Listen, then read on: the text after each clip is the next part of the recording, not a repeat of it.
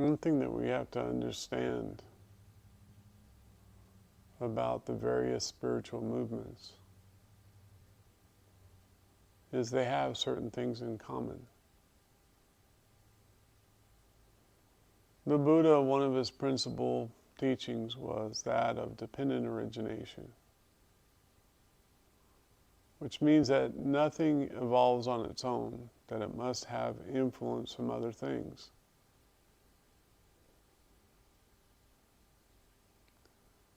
Whenever I look at the yoga community,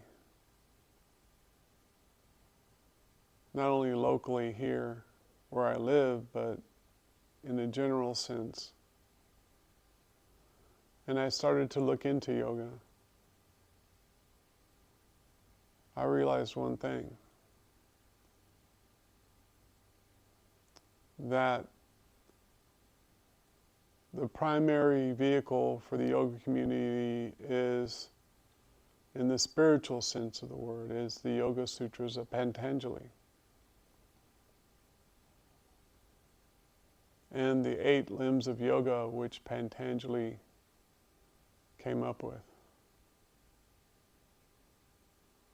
But it didn't originate with him. Whenever you're looking at the 8 limbs of yoga, the yamas and niyamas, the pratyahara, the dhyana, the samadhi, these 8 limbs are just an exact copy of the Buddhist Eightfold Path. When you look at the fact that Patanjali came centuries after the Buddha's life,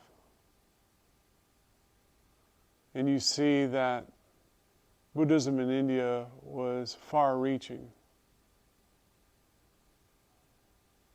but the Brahmanic system of old was trying to gain back control from the believers of Buddhism. So what they did is they created a narrative through yoga, through Patanjali's 8 pages worth of script, which they took and they created so much context to it that it became something it really wasn't.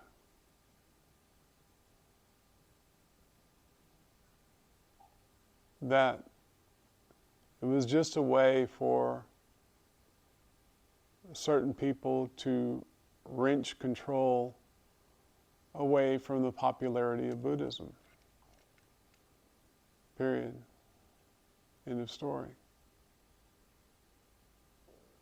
Because when you look at Buddhism, which was founded in India, you see that it was eradicated by Hinduism and then through Islam.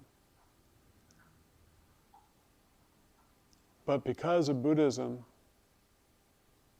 and the story of the Buddhas, there would be no yoga. There would be no Patanjali.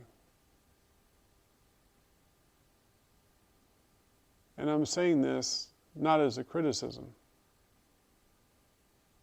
but whenever we are looking to be enlightened, we have to see things for the way they truly are. You see, we look at the simple term of the asanas, which in Patanjali, it was just take care of your body so that you can meditate longer. And now there's no emphasis on meditation. All the emphasis has been put on the asanas, the postures, the poses. And it's been changed so much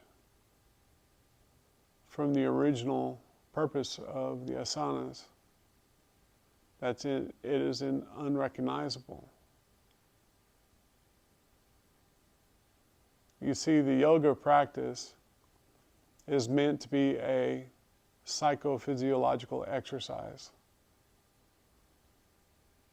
which is good. But it's not that. It's all about yoga mats and feeling good about yourself, and not about doing a real spiritual journey, a real spiritual practice. But mark my words, this is all created from Buddhism with the Eightfold Path of right view, right thought, right speech, right action, right livelihood, right effort, right mindfulness, right concentration. If we looked at and we look at the 8 limbs of yoga, they're the same thing. It's just the source, the origin story of Patanjali's Yoga Sutras is Buddhism. Buddhism, which made it possible for you to practice yoga.